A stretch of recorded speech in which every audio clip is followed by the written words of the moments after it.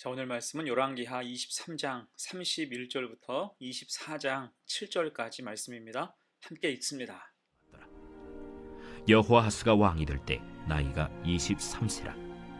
예루살렘에서 석 달간 다스리니라. 그의 어머니의 이름은 하무달이라. 림나 예레미야의 딸이더라.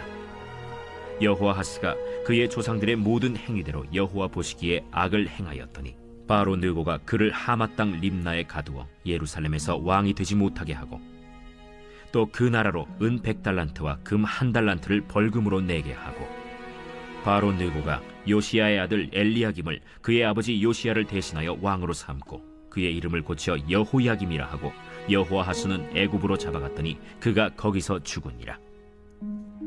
여호야김이 은과 금을 바로에게 주니라. 그가 바로 느고의 명령대로 그에게 그 돈을 주기 위하여 나라에 부과하되 백성들 각 사람의 힘대로 액수를 정하고 은금을 징수하였더라. 여호야김이 왕이 될 때 나이가 25세라. 예루살렘에서 11년간 다스리니라. 그의 어머니의 이름은 스비다라. 루마 부다야의 딸이더라. 여호야김이 그의 조상들이 행한 모든 일을 따라서 여호와 보시기에 악을 행하였더라. 여호야김 시대에 바벨론의 왕 느부갓네살이 올라오매 여호야김이 3년간 섬기다가 돌아서 그를 배반하였더니 여호와께서 그의 종 선지자들을 통하여 하신 말씀과 같이 갈대아의 부대와 아람의 부대와 모압의 부대와 암몬 자손의 부대를 여호야김에게로 보내 유다를 쳐 멸하려 하시니 이 일이 유다의 임함은 곧 여호와의 말씀대로 그들을 자기 앞에서 물리치고자 하심이니 이는 므낫세의 지은 모든 죄 때문이며 또 그가 무죄한 자의 피를 흘려 그의 피가 예루살렘에 가득하게 하였습니다. 여호와께서 사하시기를 즐겨하지 아니하시니라. 여호야김의 남은 사적과 행한 모든 일은 유다 왕 역대 지략에 기록되지 아니하였느냐. 여호야김이 그의 조상들과 함께 잠에 그의 아들 여호야긴이 대신하여 왕이 되니라. 애굽 왕이 다시는 그 나라에서 나오지 못하였으니 이는 바벨론 왕이 애굽 강에서부터 유브라데 강까지 애굽 왕에게 속한 땅을 다 점령하였습니다. 치명적인 어리석음이란 제목으로 말씀 증거합니다. 요시야의 종교개혁은 매우 철저하고 단호했어요. 그는 유다와 예루살렘 그리고 여호와의 성전에 있는 모든 우상과 제단과 산당들을 제거했어요. 하나님의 구원을 기념하는 유월절도 성대하게 치르며 하나님 말씀에 철저히 순종했지요. 곧 요시야는 조선으로 따지면 정조의 역할을 했어요. 다만 정조가 조선의 망국을 막을 수 없었듯이 요시야의 이런 개혁도 유다에 대한 하나님의 심판을 막을 수는 없었습니다. 결국 그 다음 왕인 여호아스 때부터 유다는 급속도로 멸망의 길에 들어서요.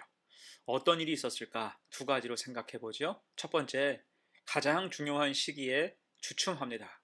요시야가 애굽과 붙은 무기또 전투에서 갑자기 죽은 후에 그의 아들 여호아스가 왕이 됩니다. 이때 여호아스는 아버지 요시야가 일군 위대한 종교개혁 다음에 왕이 되었음에도 믿음의 길로 나아가기를 주춤해요. 이것이 심각한 문제였지요. 사실 요시야의 죽음은 너무 갑작스러웠고 충격적이었어요. 당연히 뒤를 이어 왕이 된 아들 여호아스도 정신이 없었을 것입니다. 그렇다면 당장 어떻게 해야 됩니까? 아버지처럼 하면 돼요. 아버지의 믿음을 따라하고 아버지의 정책을 따르며 아버지가 가진 비전을 공유해야 됩니다. 그러면 하나님이 도우시고 또 도울 자를 붙여주시며 이 위기를 극복하게 하셨을 거예요. 하지만 그는 아버지의 죽음을 아버지의 실패로 본 것 같습니다. 그래서 아버지의 실패를 답습하지 않고자 아버지의 정책이나 비전을 따르지 않고 안전한 길로 가려고 했지요. 결국 그의 선택은 애굽이었어요. 그 앞에 바짝 엎드린 것입니다. 그래서 원수의 나라를 두고 히스기야처럼 옷을 찢고 통곡하며 하나님을 의지하며 기도한 게 아니라 애굽 왕 앞에 엎드려서 눈치만 보게 된 것입니다. 여러분, 이것은 인간적으로는 비굴한 것이고 신앙으로는 퇴행을 뜻해요. 그렇게 하면 자기 왕위가 오래 보존될 줄 알았습니다. 하지만 3개월 천하였지요. 결국 오늘 여호아하스는 애굽 왕에게 실컷 이용만 당하고 버림받는 신세가 됐습니다. 오히려 애굽의 바로 느고는 자신에게 충성하고자 했던 여호아스에게 은 100달란트와 금 1달란트라는 벌금을 내게 한 후에 그를 폐위시키고 잡아가 버렸어요. 피도 눈물도 없는 그러한 처사죠. 곧 여호아스의 패착이 무엇입니까? 신앙을 저버리고 인간적인 선택을 한 거예요.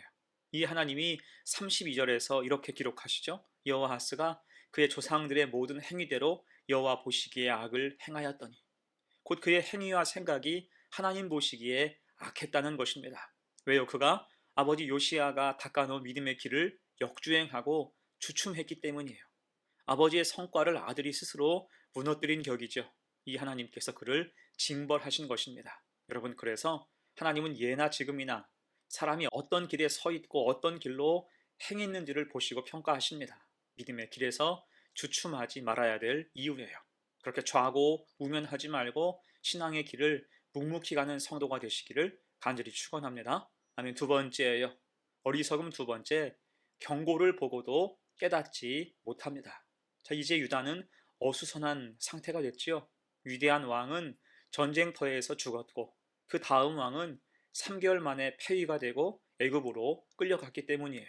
그렇다면 지금 누구를 붙잡아야 됩니까? 지금은 하나님을 붙잡고 하나님을 기억하며 의지해야 할 때예요. 이게 이 어려운 시기에 왕이 된 여호야김이 가장 우선할 일이었습니다. 특히 여호야김은 요시아의 큰아들이죠. 큰아들인데 아버지의 왕위를 물려받지 못했어요. 왕위가 동생에게 갔다가 동생이 애굽으로 인해서 폐위된 뒤에 그 자리를 차지했습니다. 그렇다면 왜 큰아들이면서 제때 왕위를 잇지 못한 것일까요? 여기에 대해서는 의견이 분분한데 동생에 비해서 형인 여호야김이 여러 면에서 부족했기 때문이라는 설이 유력합니다. 그래서 애굽도 영민한 여호아스 대신 여호야김을 세웠다는 거예요. 자, 그럴 때 여호야김은 애굽의 농간에 적극 협조하고 의지해요.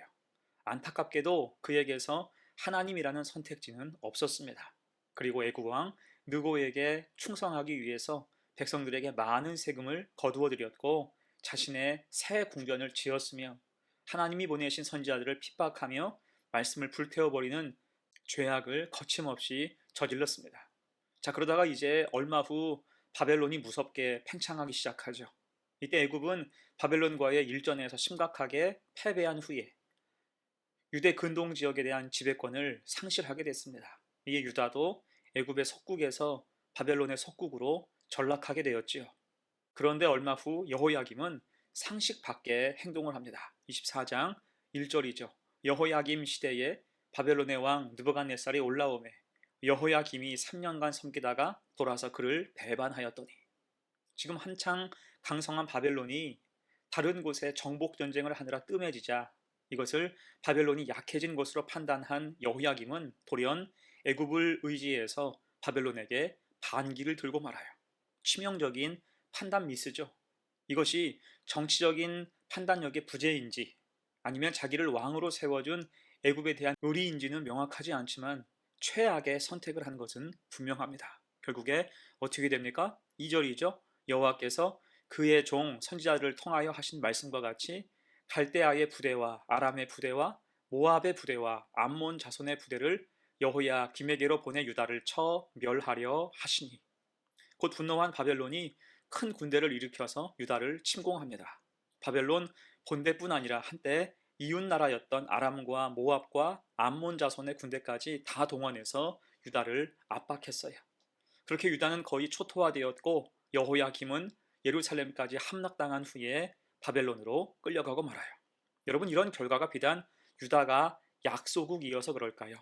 아니죠. 성경은 그 이유를 분명하게 말씀합니다. 3절, 4절 봅니다. 이 일이 유다에 임함은 곧 여호와의 말씀대로 그들을 자기 앞에서 물리치고자 하심이니 이는 므낫세에 지은 모든 죄 때문이며 또 그가 무죄한 자의 피를 흘려 그의 피가 예루살렘에 가득하게 하였음이라. 아멘. 곧 하나님이 정하신 심판의 뜻이 있었고 거기에 므낫세를 비롯한 이전 왕들의 악행 그리고 여호야김의 무지 등으로 인한 가중 처벌이었다는 거예요.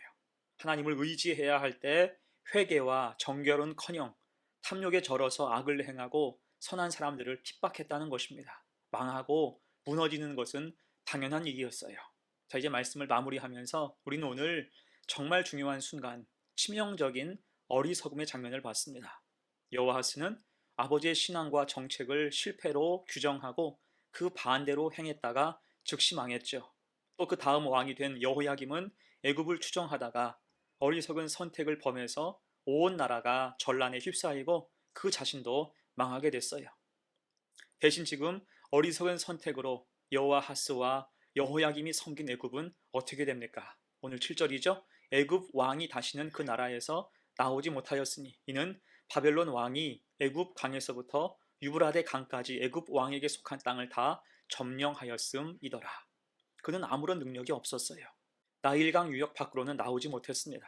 곧 여호아하스와 여호야김이 붙든 봉합줄은 썩은 봉합줄이었던 것입니다. 하나님 없는 선택, 믿음 없는 정책은 이렇듯 무용지물을 넘어서 나라를 망하게 하는 지름길이 된다는 거예요. 이를 기억해서 우리는 하나님 앞에서 늘 신실해서 바른 선택과 바른 믿음으로 살아가는 복된 성도가 되시기를 간절히 축원합니다. 아멘. 함께 기도합니다. 하나님, 우리의 길을 선하게 인도하옵소서. 믿음의 길을 두고 엉뚱한 길을 바라보고 따라가지 않게 하옵소서. 믿음 없는 선택이 어떤 결과를 초래했는지 오늘 말씀을 통해서 목격했사오니 우리는 힘이 들고 어려워도 하나님을 의지하며 믿음의 길로만 나아가게 하옵소서. 감사드리며 예수님의 이름으로 기도합니다. 아멘.